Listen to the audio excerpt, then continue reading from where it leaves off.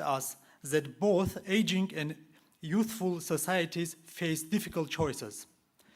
Demography influences our future, but is not determine it. The outcome depends on policies, institutions, and investments that countries make today. Tajikistan offers an interesting perspective for today's discussion.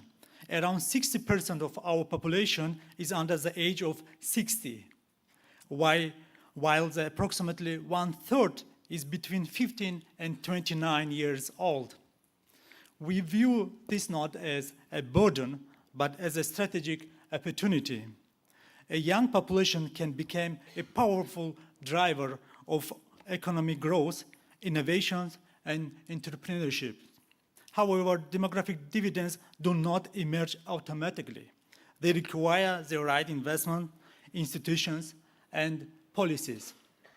This is precisely why Tajikistan national priorities are clearly defined in the National Development Strategy to 2030, while the strategy focuses on energy security, regional connectivity, food security, and industrial development. It places particular emphasis on human capital development and productive development as an essential foundation for long-term, inclusive, and sustainable growth of the country. For us, human capital is not simply a social policy objectives. It is an economic growth strategy. And this brings me to second major transition, technology. Artificial intelligence, automation, and digitalization are transforming labor markets faster than ever. Much of the public debate focuses on the job that may disappear, but I believe we would focus on opportunities that can emerge. Technology does not simply replace workers. It changes the nature of work and increases the value of skill, creativity, and adaptability. The key question is whether our education system, labor market institutions, and financial system can adapt quickly enough. The future will belong to economies that continuously invest to the people and skills. That is why lifelong learning must become a central pillar of economic policy. Workers entering the labor market today will likely have several careers during their lifetime. The ability to reskill and upskill continuously will become just as important in formal education itself. The green transition adds another important dimension. As a country invests in renewable energy, sustainable transport, and climate resilience, entirely new industries and occupations are emerging. For Tajikistan, this is particularly relevant given our significant renewable energy potential. The green transition is not only an environmental objective, it is also an opportunity to create jobs, attract investment, and strengthening the competitiveness. However, investment alone is not enough. Investment and skills must advance together. Let me illustrate this with a few practical examples from Tajikistan. We often speak about the future of work in abstract terms, but for government, the real challenge is translating these ideas into concrete projects and create skills, jobs, and opportunities. In this regard, I would like to acknowledge the important contribution of EBRD. Recent EBRD-supported projects in Tajikistan demonstrate how investment can simultaneously support infrastructure development, climate objectives, and human capital formation. Two examples are particularly relevant. The first is the Dushanbe Sustainable Electric Mobility Urban Planning Project. The second is Dushanbe Energy Loss Reduction Project. While these projects focus on sustainable transport and energy efficiency, their impact extends well beyond physical infrastructure. Both projects were developed in close cooperation with the Ministry of Labor, Ministry of Migration and Population, as well as other sectoral ministries, including Ministry of Energy. Their objective is not only about modernized system, but also to prepare people for their job of the future. They support the development of new technical competence and professional qualification required by the green economy. They create opportunity for engineers, technicians, digital specialists, energy efficiency experts, and other skilled professionals whose expertise will become increasingly important in the years ahead. In this way, investment became more than a financial transaction. It becomes an investment in people. And I believe this is one of the most important lessons for all of us. The future of work will not be secured by technology alone, nor by demographic trends alone. It will be secured by connecting investment with the skills, innovations with education, and economic transformation with human development. There is also where development institutions such as the EBRD have a unique role. Their contribution goes far beyond financing infrastructure. They help create ecosystems that connect investment, innovation, skills development, and private sector growth. The future of work will not be financed solely through public budgets. It will require mobilizing private capital, strengthening partnership, and ensuring that investment generates not only economic returns, but also human capabilities. Ladies and gentlemen, demographic change is already reshaping the path of the future growth. Whether countries are aging rapidly or benefiting from younger populations, success will ultimately depend on how effectively they invest in people. For Tajikistan and Central Asia countries, the opportunity is clear. We must connect invest with the skills. We must connect technological with the inclusion. And we must ensure that economic transformation creates opportunities for all future generations. If we succeed, our young population will not simply enter the labor market. They will help shape the future of our economy. They will drive innovation, strengthening competitiveness, and contribute to sustainable and inclusive growth for all of us. That is future we are looking towards in Tajikistan, and that is why discussions such as today's are so important.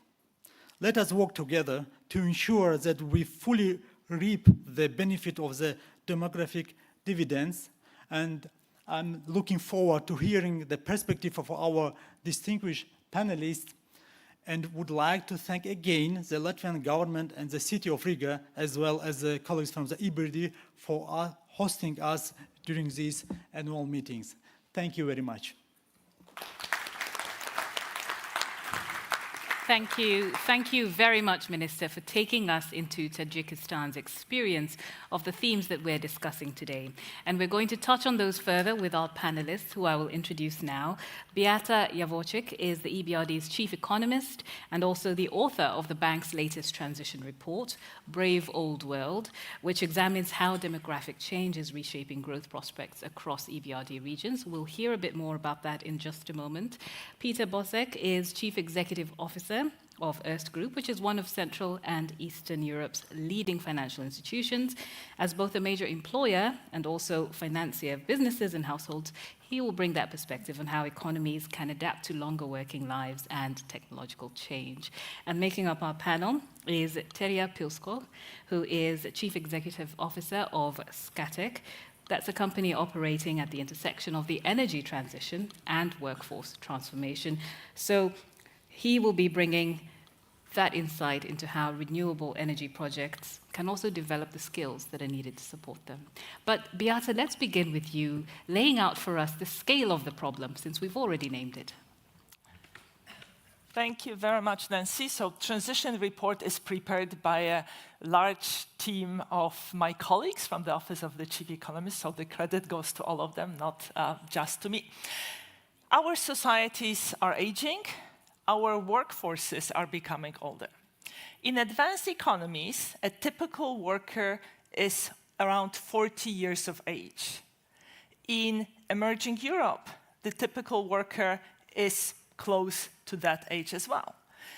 But in emerging Europe, the societies have aged at 1/3 of the income per capita of advanced economies. In other words, they got old before they got rich.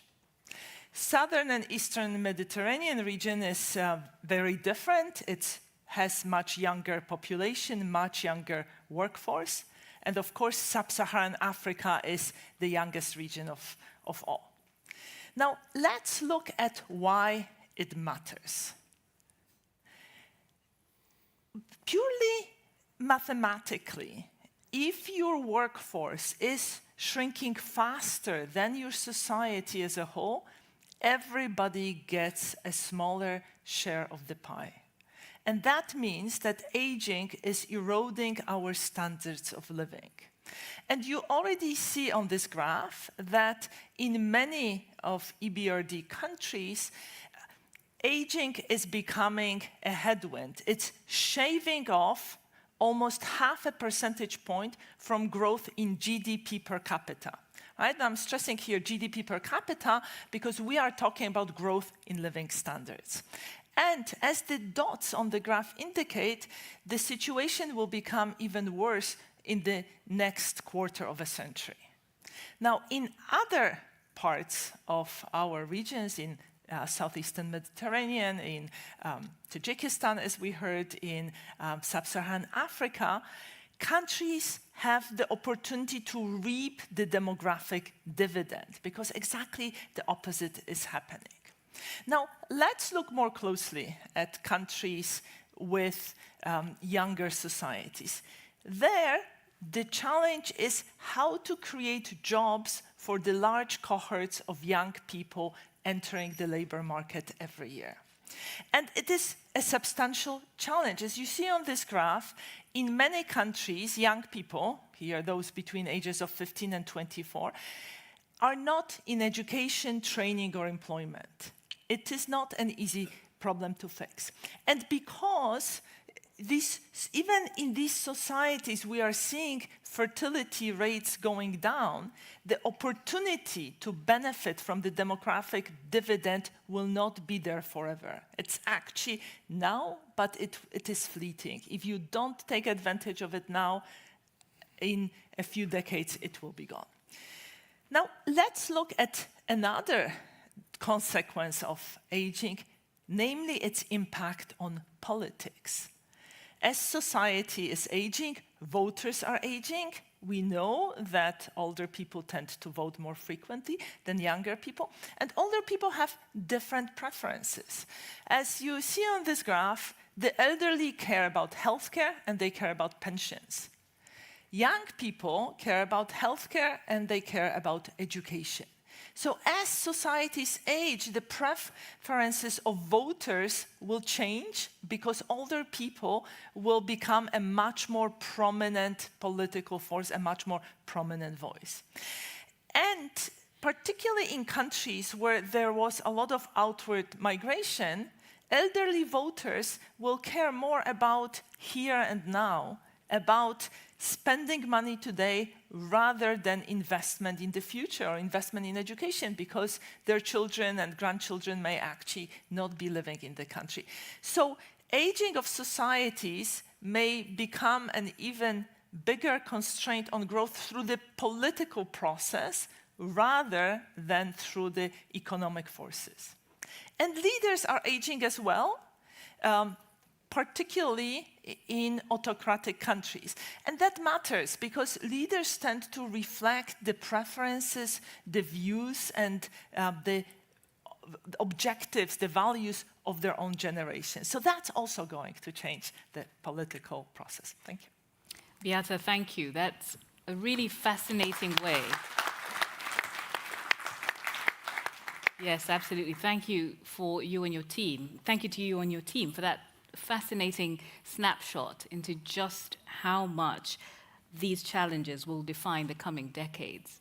A reaction to begin with maybe from you, Peter, because as a CEO, I wonder how you're seeing these challenges show up from the CEO's chair already, if at all. Yeah, if I may say, at the beginning, you know, I have birthday today, so being invited on Did you a say panel. it's your birthday? I have birthday. Happy birthday. This is not the reason why I was mentioning it, but getting invited to a panel talking about longevity on my birthday, I take it as a kind of feedback. So listening to Beate, I think what you raised is super important also in terms of politics, because what we are seeing, especially what we previously called Western Europe, is young people are not anymore part of a political process from my perspective. So we are lagging behind in innovation, and there's a reason for it. You know? So at least in my home country, politics is done for elderly people, so it's done for pensioners. And I think as a starting point, it's also very obvious that we need a different kind of social contract in the future. And I don't have the impression that European countries are prepared for it. On the other hand, I think technology is for me at least, a kind of huge opportunity. But when you think about AI, I think we are in front of a situation where we will see an increase in productivity with less people working. So on the one hand, this can help us out, but we have to make up our mind, and again, coming back to the social contract, how wealth creation can be distributed.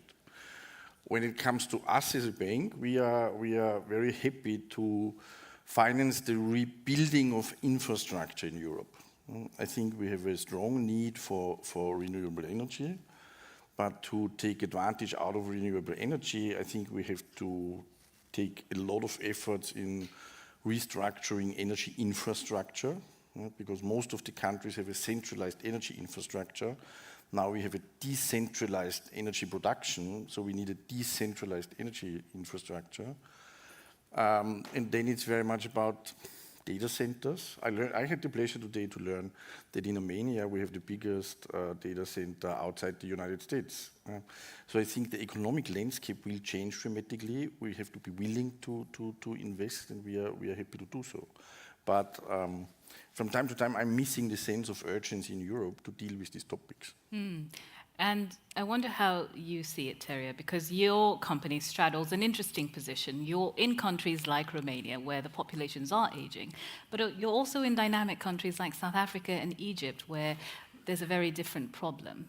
What does it look like for you, I wonder, this demographic challenge? Well, first of all, as you said, Scatec is a company which is in the renewable energy business. So we develop, we produce, we finance, construct and own and operate renewable energy projects on a global basis. So the interesting thing with us as being an integrated player is that we are across the value chain, and we see both the highly skilled jobs, which are related to, for instance, financing, which is related to engineering, as well as the low-skilled jobs, which is related to sort of the construction activities related to just putting up a, for instance, solar plant. So we see the whole breadth of that. And I think it's quite interesting, for instance, what we see in South Africa. The interesting thing with South Africa is that it has had now a renewable energy program which has been stable and predictable for 15 years. So what does that do to us as a player? Well, it means that we can take a long-term perspective on how we work in that country. That means that in terms of the highly skilled jobs, we can take a long-term perspective, and even though those capabilities might not be that available in the country, we can work together with the University of Stellenbosch, we can work together with different universities, and we can build up those capabilities over time.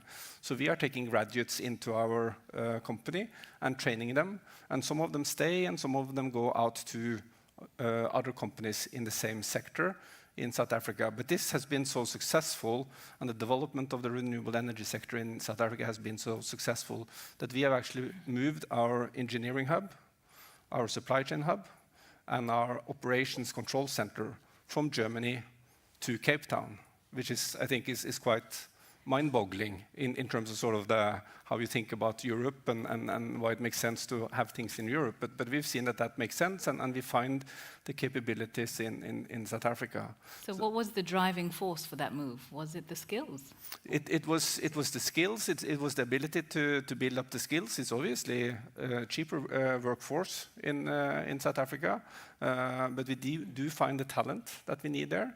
And obviously, it's also so that the organization in South Africa, they then become closer to the operation.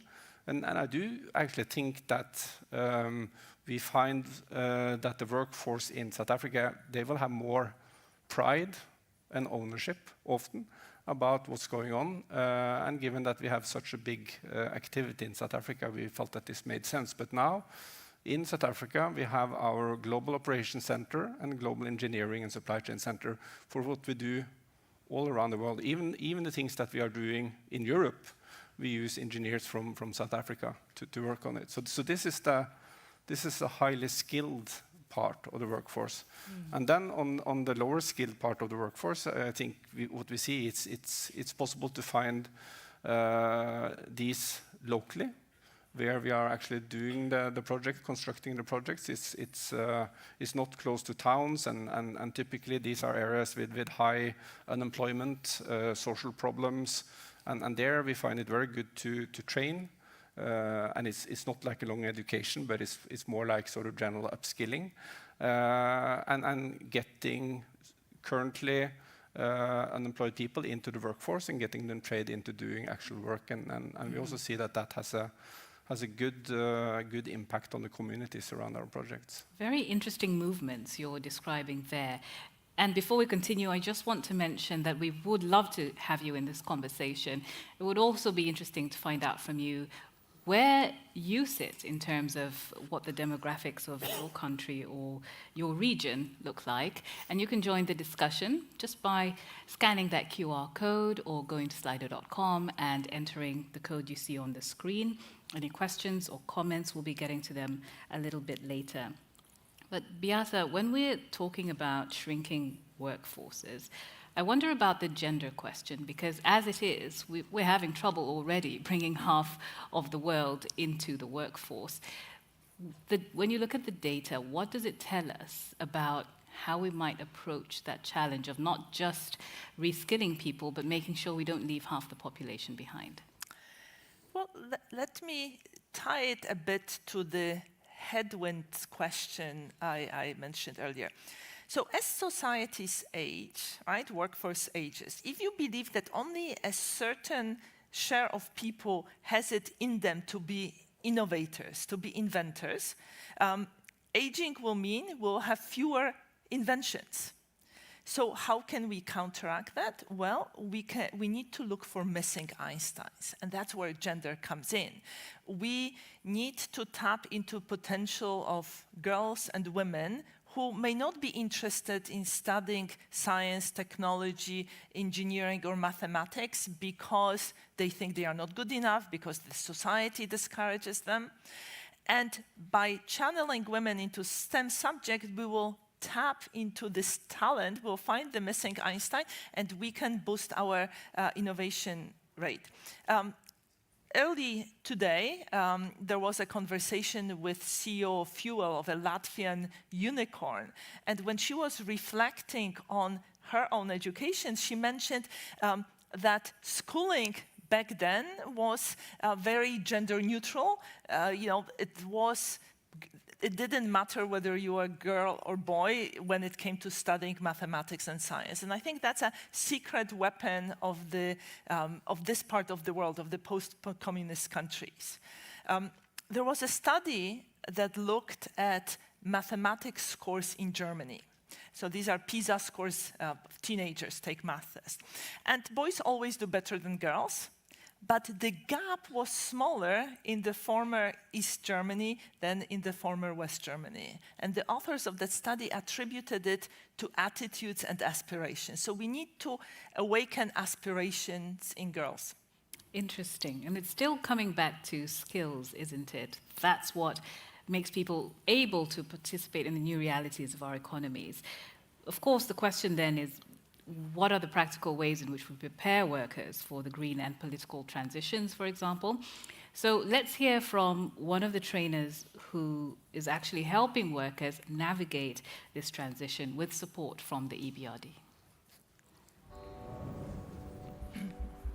We are all witnesses of how the solar energy sector is evolving and how it's improving new technologies. Since 2019, we're a verified training center for solar installers. One of our core activities is training and reskilling.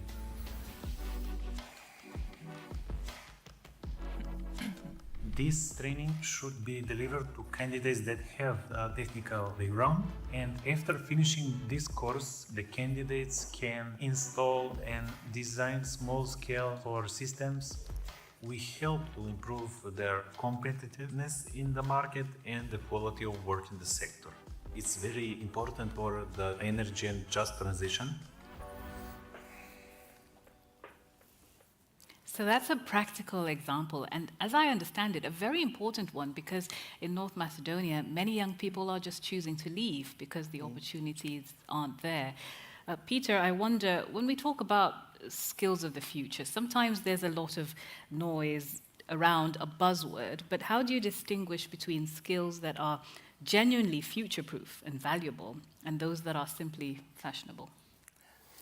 I'm deeply convinced that the more we are tending in a kind of direction where we are using more technology, everything kind of very much related to human beings will gain in importance. I think when it's kind of about empathy, creativity, I think this is very obvious. So you're saying we haven't valued skills like empathy and creativity enough? And I think we are not taking care too much. You know, we are in a situation where globalization is turning around. So I think community building will become much more important in the future than it was over the last 10, 20 years. So I think you are absolutely right describing what kind of skills will be necessary and which kind of talent pools we should attract. But I see a huge difference in terms of attitude. So we are extremely happy as a bank operating in Central Europe, where most of the people have the right attitude, they want to achieve something. This is amazing when you look at other countries which we previously called Western Europe.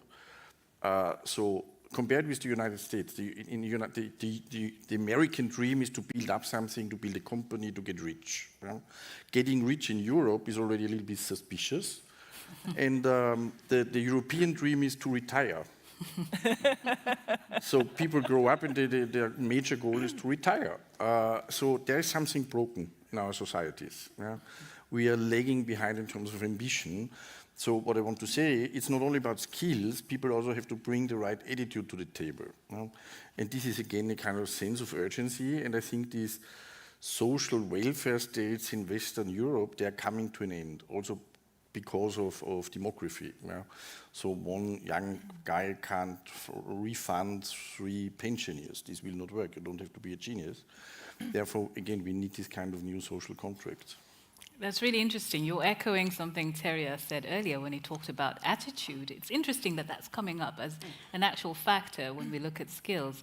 But Terja, when you look at the economies you're in, for instance, South Africa, what are the conditions that have enabled you to engage young workforces, and particularly women, because you've got some amazing examples of how you've been able to bring women into roles that traditionally they just weren't in those economies? What are the conditions you created that have made it possible and might make it replicable? Yeah, no, I think it's very correct what has been said here. I mean, it is about attitude, and it's about barriers, and certainly in many of the countries where we work, the barriers for women to take certain types of work, they are quite high. So you need to sort of work to break down some of the barriers. I mean, it can be very easy, straightforward infrastructure-related things like sanitation rooms, and I mean, very, very basic stuff. Or it can also sort of inviting them in through upskilling programs. So for us, making sure that we have a gender balance, especially on construction sites, is not only sort of a political idea about gender balance, but women I believe women bring something different to the workplace. So this is something you proactively... We proactively do it. I mean, especially in many places where we work, we believe that women are more reliable than men. I don't like saying it, but I mean, it is clearly that women are more reliable. They take more responsibility. They think about their family. They don't only think about themselves.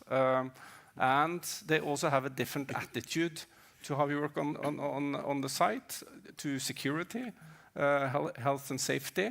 So they bring a balance to the construction side. I mean, there is obviously sort of a masculine type of approach to things, and a more balanced approach to things is better, is our experience on the site. So we are running upskilling activities for women related to most of our projects. For instance, the Kennard project in South Africa, we had 60 to 70% women on site. In Brazil, another project we had in Manubim in Brazil, we also run a program which was not only targeted for ourselves, but we called it Power Women in Brazil, and we upskilled women to be able to do construction work. And if you could see the pride of women that didn't think it was possible for them to go in and take construction jobs, but with a bit of adaptation, they can do the job as good as men. And there are many different types of construction job on the construction site as well. So if you see the level of pride they have, and they understand that they can do the same thing, it is amazing. So just briefly, in doing that, is the benefit for you as a company primarily a social benefit, or is it an economic benefit as well? No, for us, I think it's both. I think both, obviously, working in poor communities, I think you want to give something back to society. And part of what you give back to society is that you train and you upskill people in that society. And I think it's good to do that in a balanced way.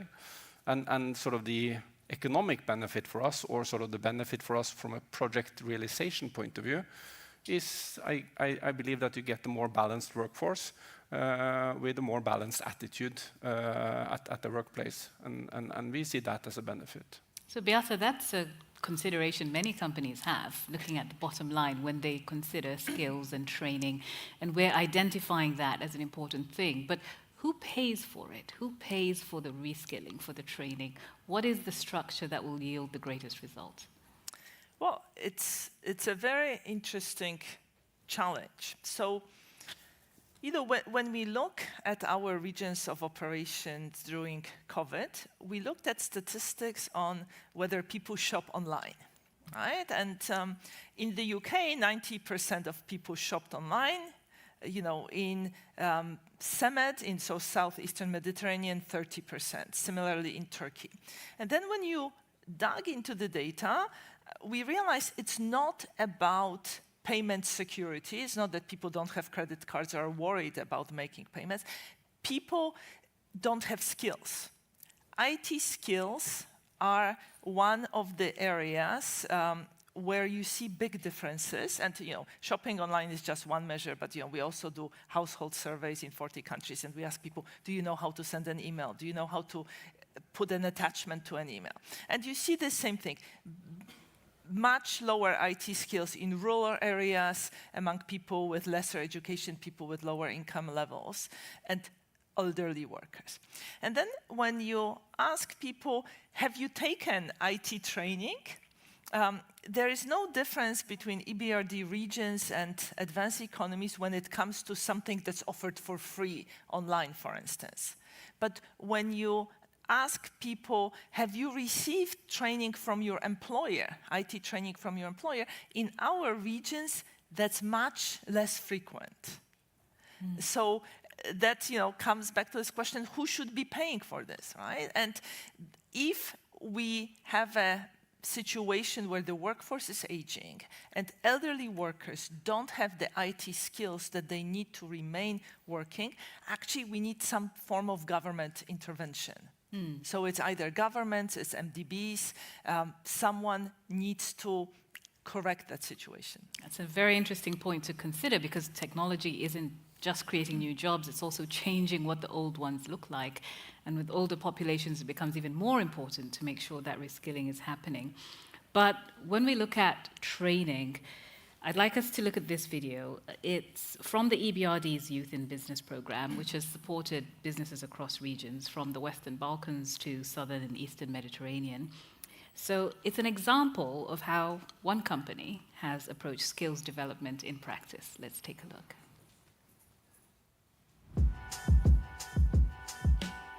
The Baking Factory is a local company based in Skopje which produces fresh tortillas.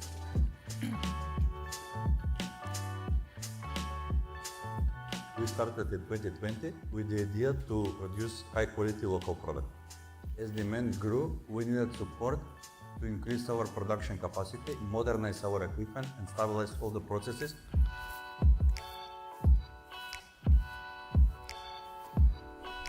The support from EBRD helped us to invest in new equipment and technology. We moved from mostly manual processes to automated production. Today we have 15 employees and production facility of 1,000 square meters. EBRD support made the difference between the survival and transformation.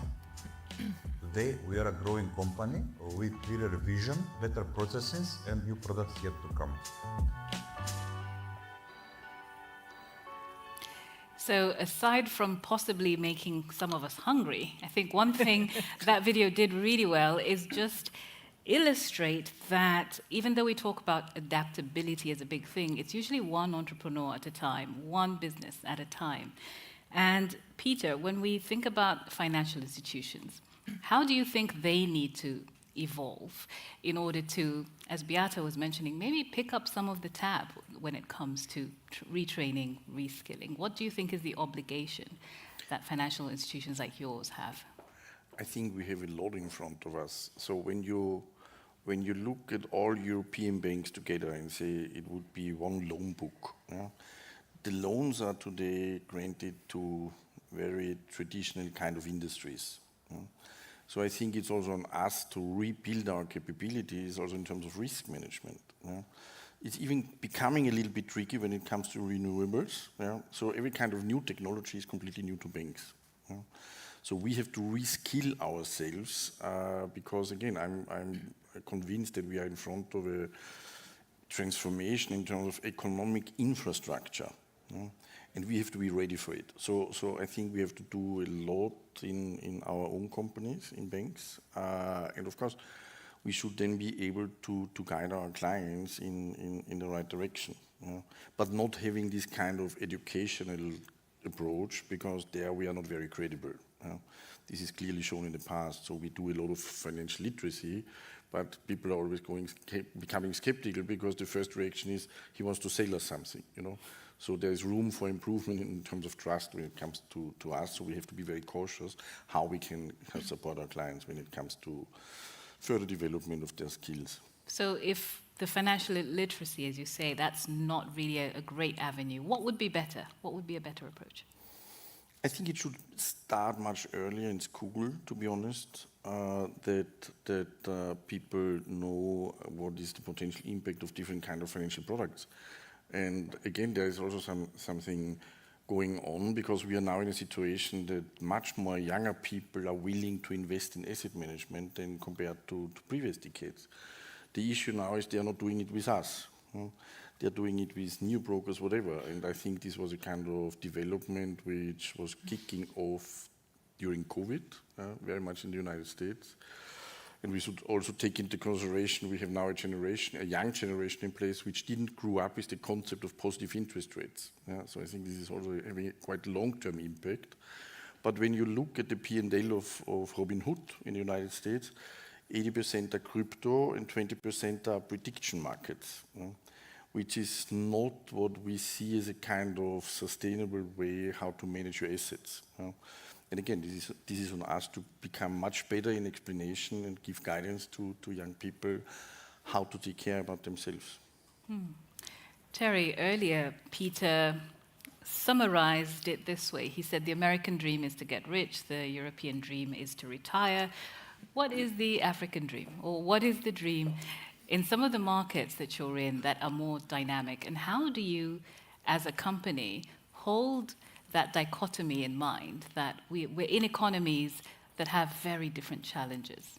How do you create a policy for both? No, I think in sort of the sector we work, there are some things that I believe goes across. I mean, obviously, if you talk about renewable energy, it's sort of going a bit in and out of fashion, and sometimes it's a lot of focus on climate, other times it's focus on other things. But in general, and especially in sort of the situation that we are now from a geopolitical point of view, I think renewable energy is back in fashion because of energy security more than anything. And things are happening so fast in the industry in terms of costs coming down, new technology being developed. So I mean, it's incredibly important to stay ahead. I think the thing that is good for us in terms of sort of recruiting and retaining people is the purpose and the impact that renewable can have. And I think it can have a positive impact. It has a good purpose across all countries, in principle. There are slightly different elements to it. Obviously, in Africa, the energy transition is not about going green. The energy transition is about bringing down the cost of electricity and ensuring that you electrify the continent and ensure that you sort of get the electricity to the 600 million people in Africa that doesn't have electricity today. But I mean, that's a good purpose for people. If you're young and you can work with that, that is something that you can get really engaged and feel sort of pride about. In Europe, it might be different. In Europe, maybe you believe in the green transition. Maybe you sort of want to bring Europe from depending on fossil fuels to going over onto renewable energy. And if at the same time you can ensure that sort of the power sector is becoming more competitive, power prices in Europe become more competitive, that's also something that you can get, you can see purpose from, and where you can sort of have an impact. I'll actually ask you this question from Slido. So someone in the audience asked, to what do you attribute the difference in pride and motivation between the workforces of South Africa and Germany that you mentioned? If you could briefly, if you are able. No, I think it's it's probably the starting point, and sort of I think a lot of people that work for us in Africa, they come from a difficult background, a more challenging background. It's more uncertain what the future is going to bring for you.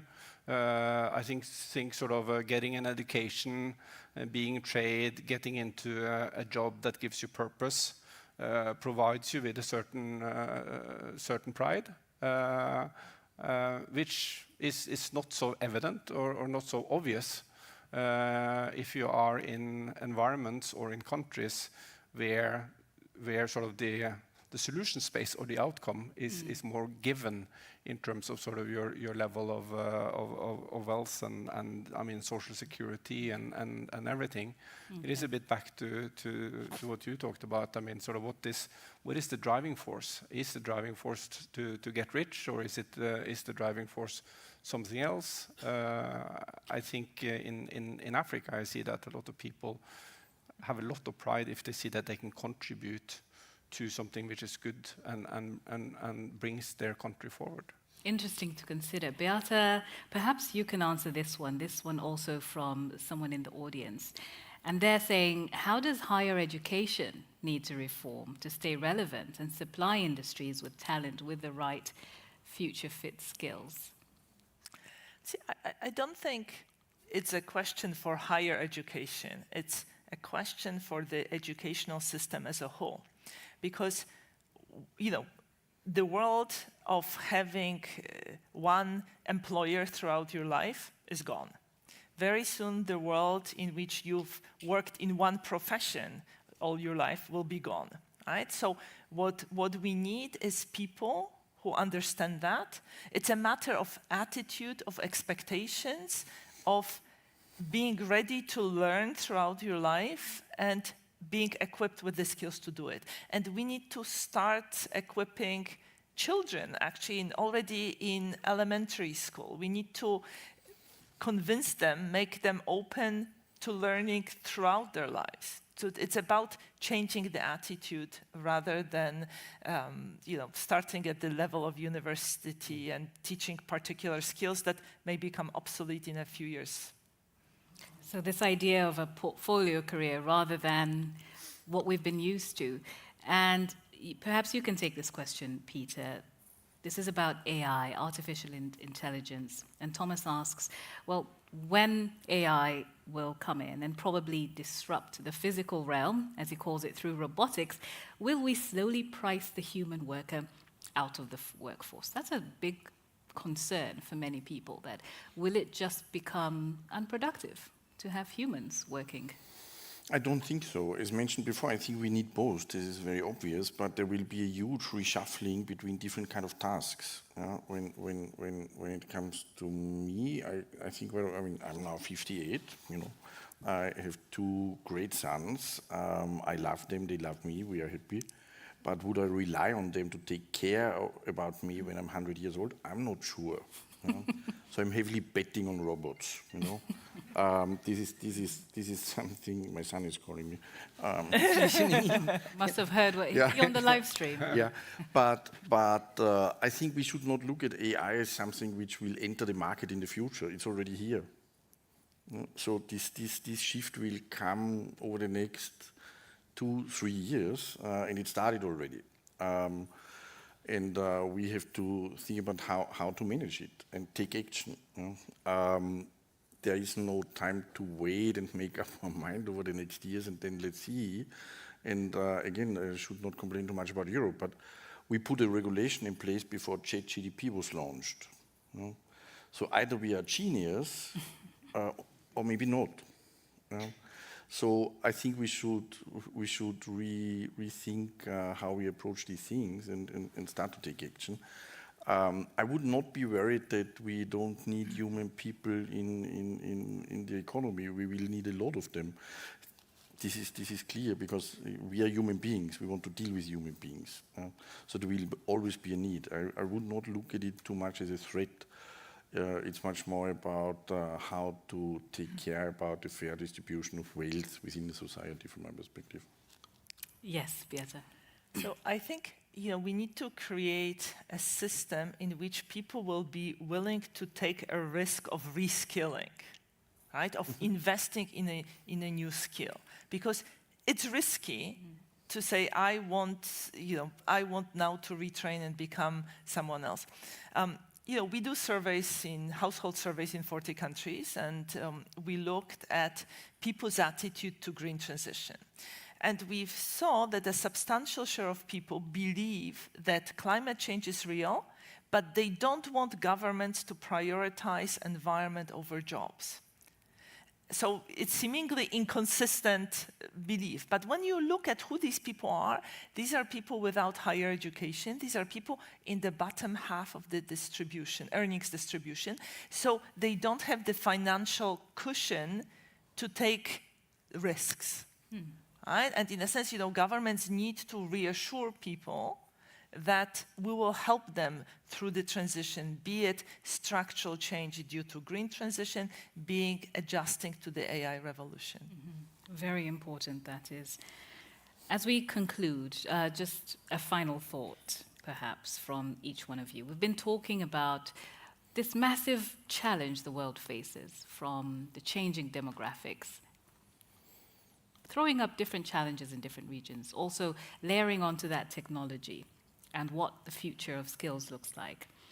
When we look and think about 20 years from now, what in your mind will distinguish the economies that thrive, the economies that are able to adapt, the economies that are still able to put people into good work, from those that will struggle? I'll start with you. Yeah, no, I think there was one good verse earlier here, and I think it is a lot about attitude.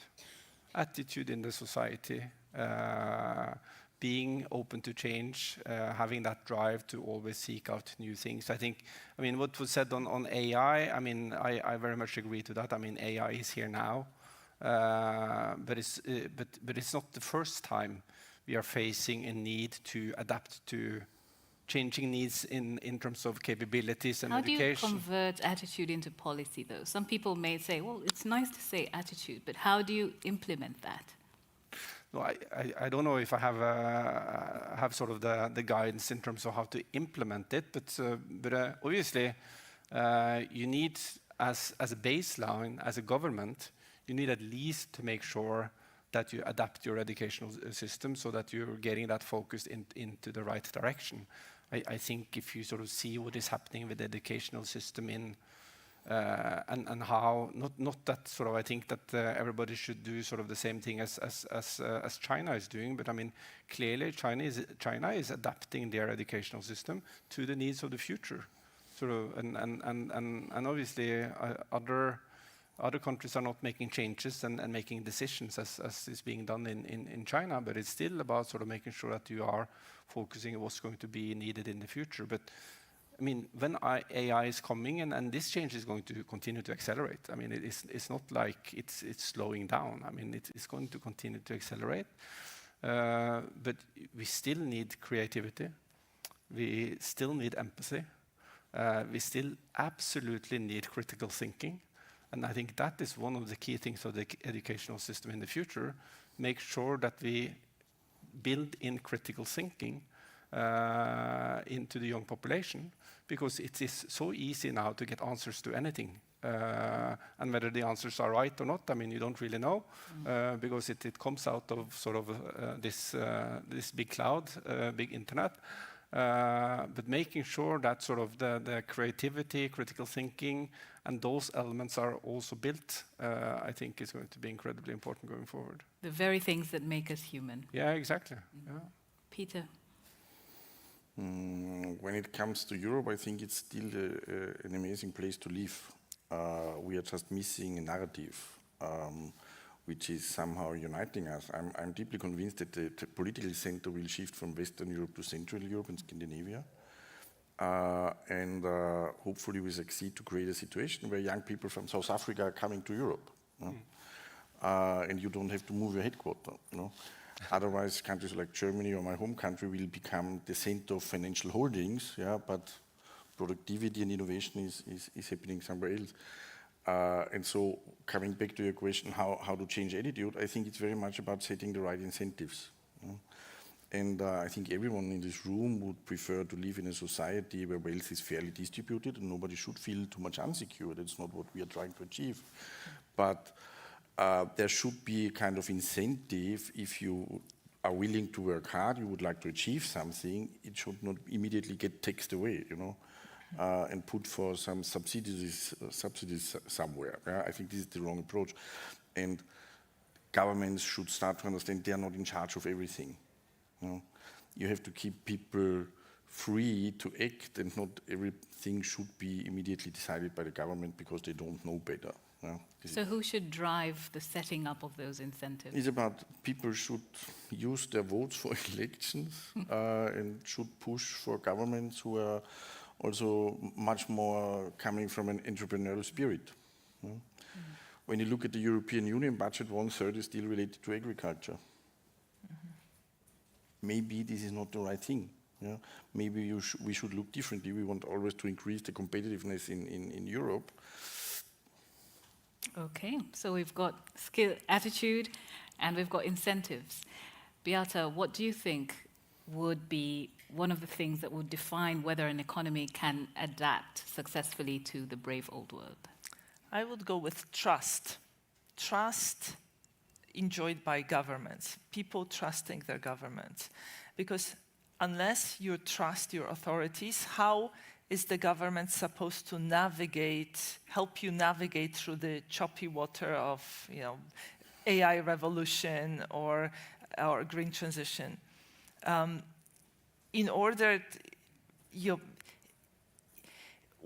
Globalization provides also some lessons here. The fact that in Europe we have flexi-security, so in many countries we have flexible labor markets, and we have well-developed safety net, meant that our adjustment to globalization was less painful than the adjustment in the US, where the state welfare system is much less well developed. And that's why we see a big backlash there against globalization that we don't quite see in Europe yet. So we need to have trust that governments will help us get through this difficult transition period. Thank you so much. Trust, we've got attitudes, we've got incentives. I think what's interesting about what brings it all together is these really are the things that make us human. And looking forward, the answers aren't out there, but rather in us. And it's not just about how many people we have, it's about how we actually invest in the potential of the people that we have. So thank you so much. And if you would like to explore these issues further, you can find the EBRD's transition report, Brave Old World, at the website. It really looks into what these changes mean for growth, for productivity and resilience, so it's a good read. My big thanks to Beata Javorcik, Peter Bosek, and Terja Pilskog for a very rich and timely discussion. And thank you to all of you. Enjoy the rest of your day.